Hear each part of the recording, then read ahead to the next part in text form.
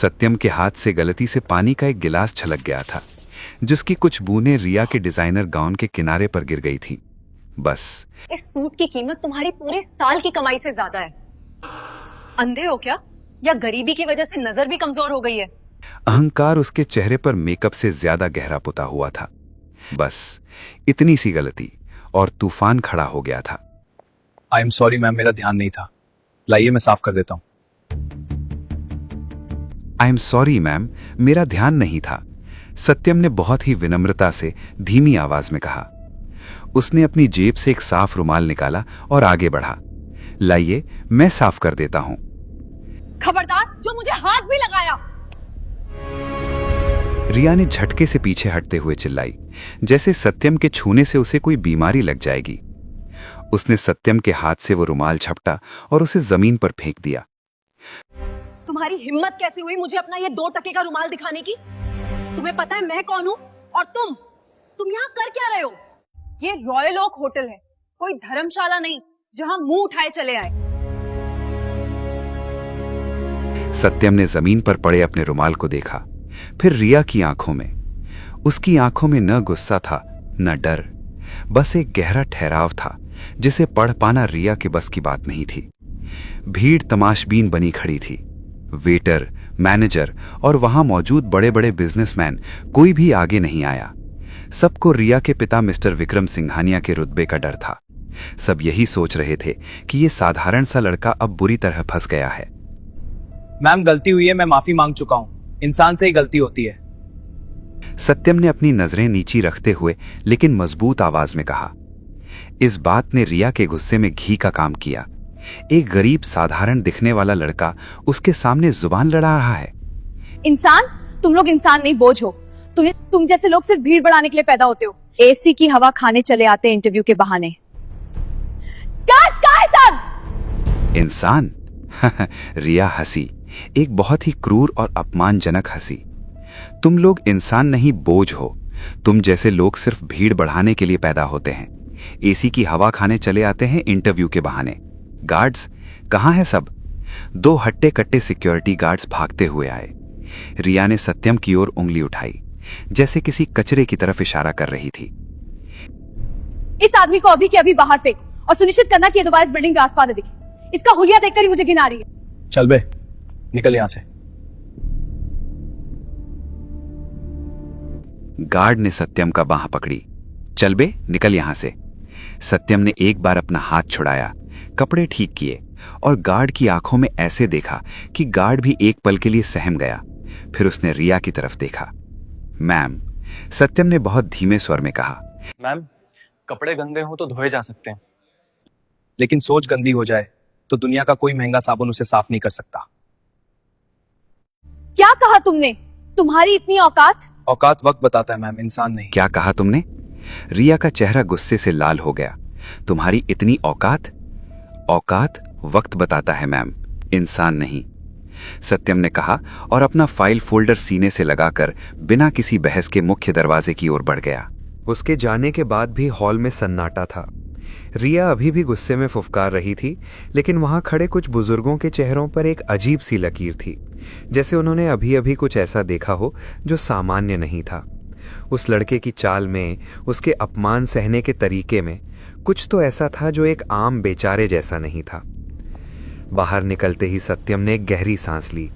दोपहर की चिलचिलाती धूप उसके चेहरे पर पड़ी। उसने अपना फोन निकाला जो वाइब्रेट हो रहा था। स्क्रीन पर नाम था विक्रम सिंघानिया, वही विक्रम सिंघानिया जो रिया के पिता थे। सत्यम ने एक पल के लिए फोन को देखा, फिर उसे साइलेंट करके जेब में रख लिया। वो जानता था कि अभी खेल शुरू हुआ है। होटल के बाहर की दुनिया वैसे ही शोरगुल से भरी थी, लेकिन सत्यम के अंदर एक गहरा सन्नाटा था। उसने अपनी जेब से वो रुमाल निकाला जो रिया ने कचरा समझकर फेंक दिया था। धूल झाड़ी, उसे करीने से तय किया और वापस जेब में रख लिया। वो रुमाल सस्ता था, पर उसकी मां के हाथ का बुना हुआ था। कुछ चीजें कीमत से नहीं, कदर से अनमोल होती हैं। ये बात रिया जैसी लड़की को समझाना पत्थर पर सिर पटकने जैसा था। तभी उसकी जेब में रखा फोन फिर से थरथराया। विक्रम सिंघानिया। तीसरी कॉल। सत्यम ने एक पल के लिए होटल की गगनचुंबी इमारत को देखा, जहां शीशे की दीवारों के पीछे रिया का अहंकार सुरक्षित था। उसने फोन कान से लगाया। सत्यम जी, आप कहाँ हैं? मीटिंग शुरू होने में सिर्फ 15 मिनट बचे हैं। बोर्ड मेंबर्स आ चुके हैं बोर्ड मेंबर्स आ चुके हैं और वो इन्वेस्टर भी लाइन पर हैं। प्लीज जल्दी आइए। आज का दिन हमारी कंपनी के इतिहास का सबसे बड़ा दिन है। विक्रम सिंघानिया की आवाज में बेचैनी साफ झलक रही थी। एक अरबपति बिजनेसमैन एक 25 साल के लड़के से विनती कर रहा था। मैं लॉबी में ही था सर, बस कुछ देर के लिए रुक गया था, सत्यम ने शांत स्वर में कहा। मैं लॉबी में ही था सर, बस कुछ देर के लिए रुक गया था। मैं ऊपर आ रहा हूँ, लिफ्ट के पास हूँ। उधर 40वें फ्लोर पर सिंघानिया ग्रुप के आलीशान बोर्डरूम में माहौल तनावपूर्ण था। रिया अभी भी गुस्से में फुफकार रही थी। वो अपने पिता की कुर्सी के पास बैठी अपने महंगे फोन पर उंगलियां पटक रही थी। डैड, आपको यकीन नहीं होगा कि नीचे क्या हुआ। सिक्योरिटी इतनी ढीली हो गई है कि कोई भी फटीचर अंदर चला आ रहा है। एक लड़के ने मेरी ड्रेस खराब कर दी। मैंने उसे बाहर फेंकवा दिया है, लेकिन मेरा पूरा मूड ऑफ है। विक्रम सिंघानिया अपनी फाइलों में उलझे हुए थे। उन्होंने सरसरी तौर पर बेटी की बात सुनी। रिया, प्लीज, अभी इन छोटी मोटी बातों का वक्त नहीं है। तुम्हें पता है आज हम किससे मिलने वाले हैं? एसपी वेंचर्स का मालिक, वो साइलेंट इन्वेस्टर जिसने पिछले 6 महीनों में हमारी डूबती हुई मार्केट वैल्यू को संभाला है। हाँ, कोई होगा पुराना खूसट बिजनेसमैन, रिया ने लापरवाही से कहा, अपना मेकअप ठीक करते हुए। मुझे बस साइन करना है ना, मैं कर दूंगी, बस जल्दी फ्री कर देना, मुझे स्पा जाना है। विक्रम ने चश्मा उतारकर मेज पर रखा और गंभीर आवाज में कहा। रिया तमीज से, वो पुराना खूसट नहीं है। मैंने सुना है वो काफी यंग है और बहुत ही जमीन से जुड़ा हुआ आदमी है, लेकिन बिजनेस की दुनिया में उसका दिमाग कंप्यूटर से तेज चलता है। अगर उसने आज फंडिंग रोक दी तो हम सड़क पर आ जाएंगे। हमारा स्टेटस, ये गाड़ियां, ये होटल, सब दाव पर है। रिया ने पहली बार पिता के चेहरे पर इतना डर देखा। वो चुप हो गई, लेकिन उसका अहंकार अभी भी उसे ये मानने नहीं दे रहा था कि कोई भी उसके पिता से ज्यादा ताकतवर हो सकता है। ठीक है डैड, मैं अपना बेस्ट बिहेवियर दिखाऊंगी, उसने व्यंग में कहा। वैसे भी कोई भी हो, सिंघानिया खानदान के सामने तो झुकेगा ही। तभी बोर्डरूम के भारी ओकवुड दरवाजे पर दस्तक हुई। पूरे कमरे में सन्नाटा छा गया। सारे डायरेक्टर अपनी कुर्सियों पर सीधे होकर बैठ गए। विक्रम सिंघानिया ने अपनी टाई ठीक की और दरवाजे की तरफ देखा। कम इन, विक्रम ने कहा। दरवाजा धीरे से खुला।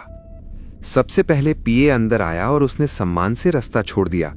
सर, मिस्टर सत्यम पधारे हैं। रिया ने एक बड़ी प्रोफेशनल मुस्कान चेहरे पर चिपका ली। उसने कुर्सी घुमाई ताकि वो आने वाले वीआईपी का स्वागत कर सके।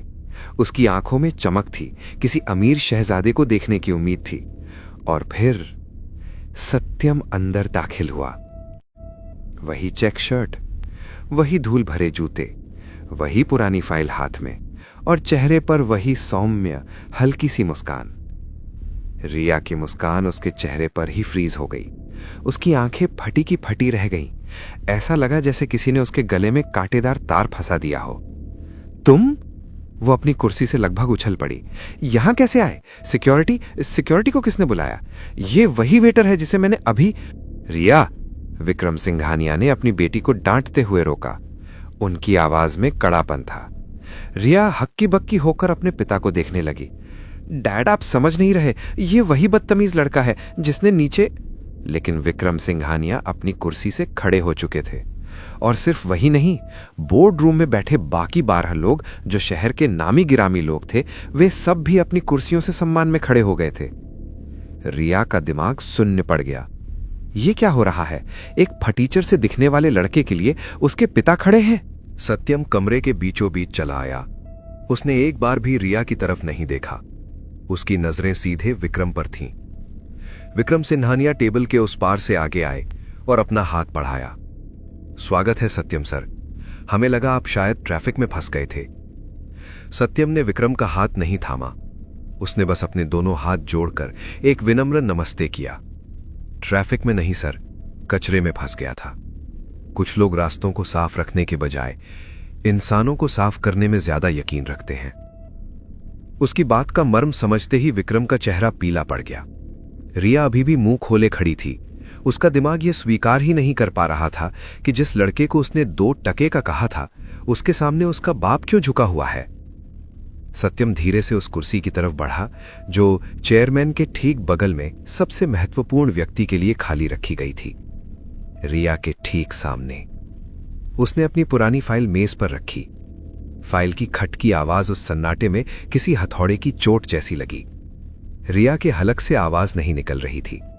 उसे लग रहा था जैसे जमीन उसके पैरों तले से खिसक रही है। यह कोई साधारण लड़का नहीं था, लेकिन ये आखिर था कौन? सत्यम के बैठते ही कमरे की हवा बदल गई। विक्रम सिंघानिया के माथे पर पसीने की बारीक बूंदें चमकने लगी थीं। उन्होंने जल्दी से एक इशारा किया और सारे डायरेक्टर्स वापस अपनी कुर्सियों पर बैठ गए। सिर्फ रिया अभी भी खड़ी थी, पत्थर की मूरत बनी हुई। बैठ जाओ रिया, विक्रम ने दबी हुई लेकिन सख्त आवाज में कहा। बैठ जाओ रिया। रिया किसी कठपुतली की तरह धम से कुर्सी पर गिर गई। उसकी नजरें सत्यम के साधारण जूतों पर टिकी थीं, जो पॉलिश किए हुए इटालियन मार्बल के फर्श पर बेहद अजीब लग रहे थे।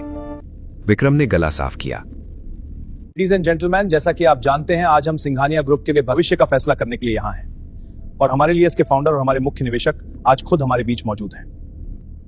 मुख्य निवेशक मिस्टर सत्यम प्रकाश। ये नाम सुनते ही रिया को झटका लगा। उसने बिजनेस मैगजीन में ये नाम कई बार पढ़ा था, एक ऐसा नाम जिसने पिछले 3 सालों में रिन्यूएबल एनर्जी और टेक्सटाइल इंडस्ट्री में तहलका मचा रखा था, लेकिन किसी ने उसका चेहरा नहीं देखा था। लोग कहते थे वो विदेश में रहता है या शायद कोई बहुत बुजुर्ग आदमी है, और वो ये था, ये 25 साल का लड़का। सत्यम ने विक्रम की बात पर कोई प्रतिक्रिया नहीं दी। उसने बस अपनी फाइल खोली। उसके हाथ में एक सस्ता सा पेन था जिसकी रिफिल शायद आधी खाली हो चुकी थी। विक्रम सर। सत्यम की आवाज शांत थी, लेकिन उसमें एक ऐसी धार थी जो हड्डियों तक उतर जाए। विक्रम सर, तारीफों का वक्त नहीं है। मैं यहाँ बिजनेस की बात करने आया हूँ और संस्कारों की। उसने अपनी फाइल से एक कागज निकाला और टेबल के बीच में सरका दिया। ये क्या है? रिया के मुंह से अनजाने में निकल गया। सत्यम ने पहली बार रिया की आंखों में देखा। उसकी निगाहों में अब भी वही अजीब सा खालीपन था, न गुस्सा न नफरत, बस एक आईना जिसमें रिया को अपना कुरूप चेहरा दिख रहा था। यह आपकी कंपनी की पिछले क्वार्टर की बैलेंस शीट है मिस रिया, और इसके नीचे वो रिपोर्ट है जो बताती है कि आपके लेबर रिलेशंस कितने खराब हैं। मजदूरों का अपमान, पेमेंट में देरी और मैनेजमेंट का अहंकार। जल्दी से विक्रम बीच में बोले, सर वो तो बस छोटी मोटी दिक्कतें हैं, हम उन्हें सुलझा लेंगे। छोटी दिक्कतें? इंसान को बोझ समझना छोटी दिक्कत है? किसी की गरीबी का मजाक उड़ाना छोटी दिक्कत है? विक्रम सर, एक कंपनी का कल्चर उसके सबसे नीचे के कर्मचारी से नहीं बल्कि सबसे ऊपर बैठे मालिक के बर्ताव से तय होता है। विक्रम सर, एक कंपनी का कल्चर उसके सबसे नीचे के कर्मचारी से नहीं बल्कि सबसे ऊपर बैठे मालिक के बर्ताव से तय होता है। सत्यम खड़ा हो गया। वो खिड़की के पास गया और नीचे शहर को देखने लगा। मैं एक किसान का बेटा हूं सर। मेरे पिताजी कहते थे, फसल चाहे कितनी भी ऊंची हो जाए, अगर उसकी जड़ें जमीन छोड़ दें तो पहली आंधी में वह गिर जाती है। सिंघानिया ग्रुप आज एक बहुत ऊंची फसल है, लेकिन इसकी जड़ें सड़ चुकी हैं। उसने मुड़कर रिया की तरफ देखा। आज नीचे लॉबी में जो हुआ वो सिर्फ एक घटना नहीं थी, वो सबूत था। सबूत इस बात का कि आपको लगता है पैसा आपको किसी का भी अपमान करने का लाइसेंस देता है। रिया का चेहरा शर्म से नहीं, अभी भी अपमान से जल रहा था। तो तुम सिर्फ मुझे नीचा दिखाने के लिए यहाँ आए हो? मेरे डैड की कंपनी खरीद ली तो क्या आप मुझे लेक्चर दोगे? रिया चुप रहो। खरीदी नहीं है रिया जी, बचाई है, लेकिन मुझे अब लग रहा है कि मैंने गलती की। रिया, विक्रम चिल्लाए। चुप रहो।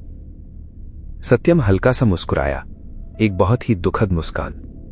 खरीदी नहीं है रिया जी, बचाई है, लेकिन मुझे अब लग रहा है कि मैंने गलती की। वो वापस अपनी कुर्सी के पास आया और फाइल बंद कर दी। विक्रम सर, मैं अपनी इन्वेस्टमेंट वापस ले रहा हूं। कमरे में जैसे बम फट गया हो। डायरेक्टर एक दूसरे को देखने लगे। विक्रम का चेहरा कागज की तरह सफेद हो गया। नहीं सत्यम सर, आप ऐसा नहीं कर सकते। विक्रम लगभग गिड़गिड़ाते हुए बोले, अगर आपने अभी हाथ खींच लिया तो हम बर्बाद हो जाएंगे। बैंकरप्सी फाइल करनी पड़ेगी, हजारों लोग बेरोजगार हो जाएंगे। प्लीज सर, रिया नादान है, उससे गलती हो गई। सत्यम ने अपनी घड़ी देखी, एक साधारण सी डिजिटल घड़ी। गलती और गुनाह में फर्क होता है सर। पैर पर पैर पड़ जाना गलती है, लेकिन किसी के आत्मसम्मान को कुचलना गुनाह है। लेकिन मैं उन हजारों कर्मचारियों की सजा आपको नहीं देना चाहता जो ईमानदारी से काम करते हैं। मेरी एक शर्त है। उसकी चुप्पी ने सबको सांस रोके रखने पर मजबूर कर दिया। मेरी एक शर्त है। क्या? कोई भी शर्त, मैं कुछ भी करने को तैयार हूं। विक्रम ने हाथ जोड़ लिए। मेरी शर्त यह है कि कंपनी का मैनेजमेंट बदलेगा पूरी तरह से, और शुरुआत सबसे ऊपर से होगी। सत्यम ने रिया की तरफ उंगली उठाई। रिया जी, इस कंपनी में अब डायरेक्टर नहीं रहेंगी। रिया झटके से खड़ी हो गई। व्हाट? डैड, ये पागल हो गया है। ये मेरी कंपनी है। चुप रहो रिया। विक्रम ने मेज पर मुक्का मारा। सुनिए सर, प्लीज जारी रखिए। रिया जी इस कंपनी में अब डायरेक्टर नहीं रहेंगी। सत्यम ने अपनी बात पूरी की।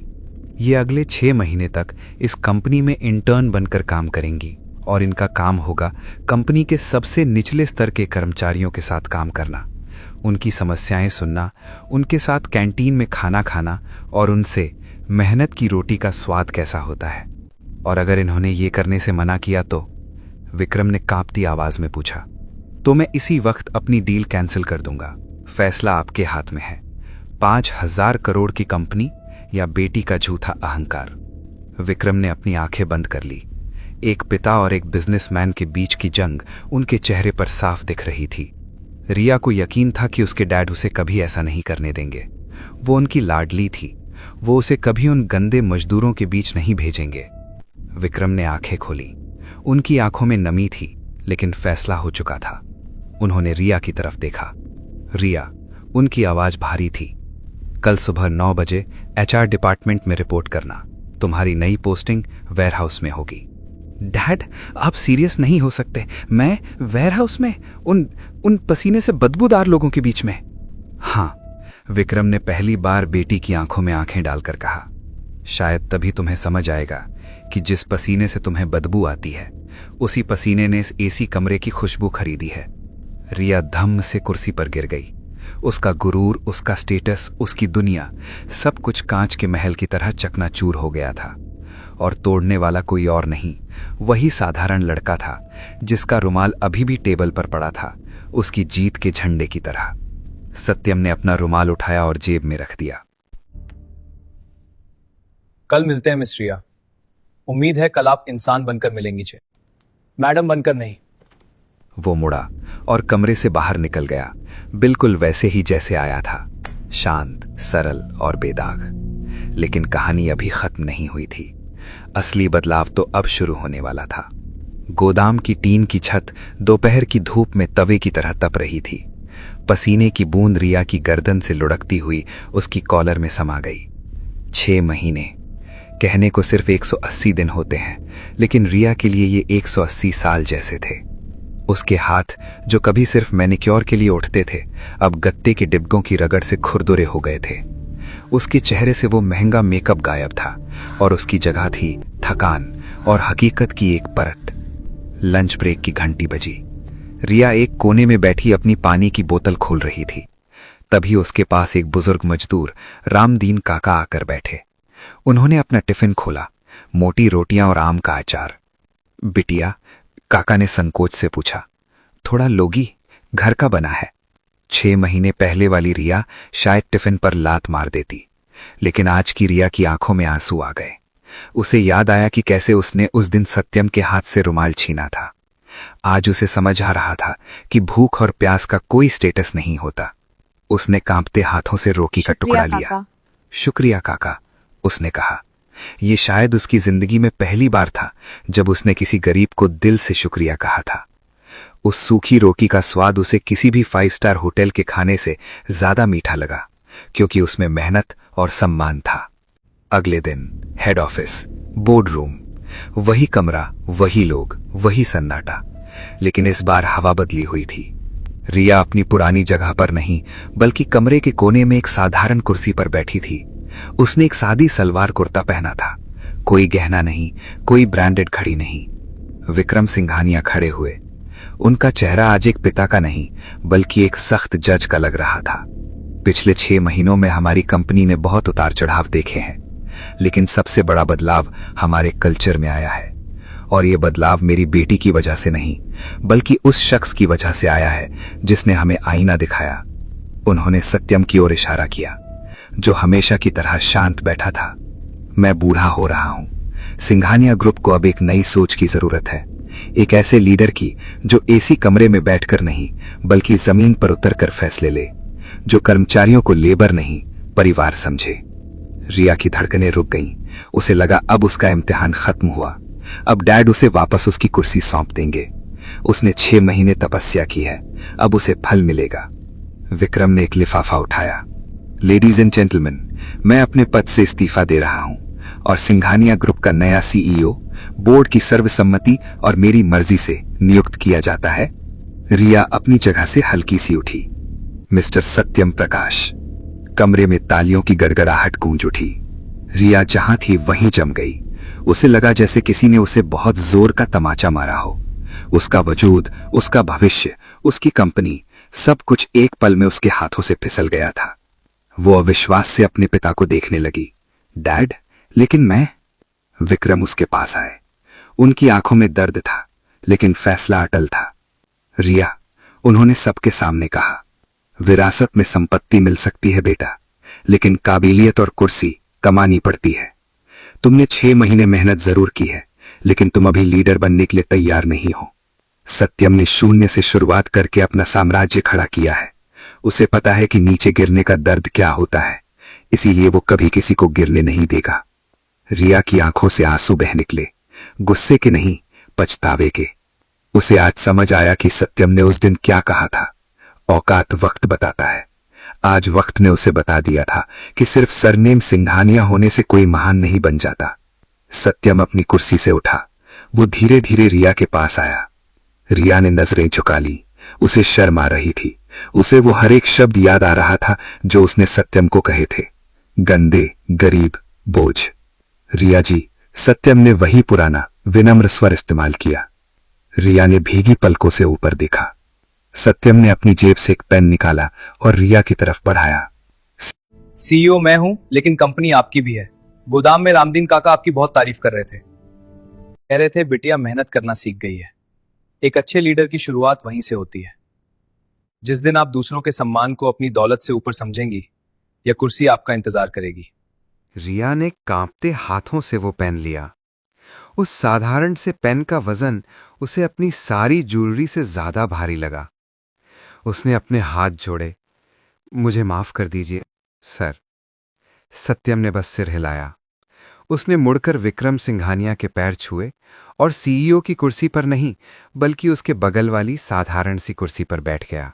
उस दिन रिया सिंघानिया ने अपनी कंपनी खो दी, अपनी दौलत खो दी, लेकिन उसने खुद को पा लिया। उसे समझ आ गया कि इंसान की असली कीमत उसके बैंक बैलेंस में नहीं, उसके व्यवहार में होती है। शुक्रिया काका। क्योंकि घमंड की उम्र बहुत छोटी होती है, लेकिन संस्कारों की जड़ें बहुत गहरी।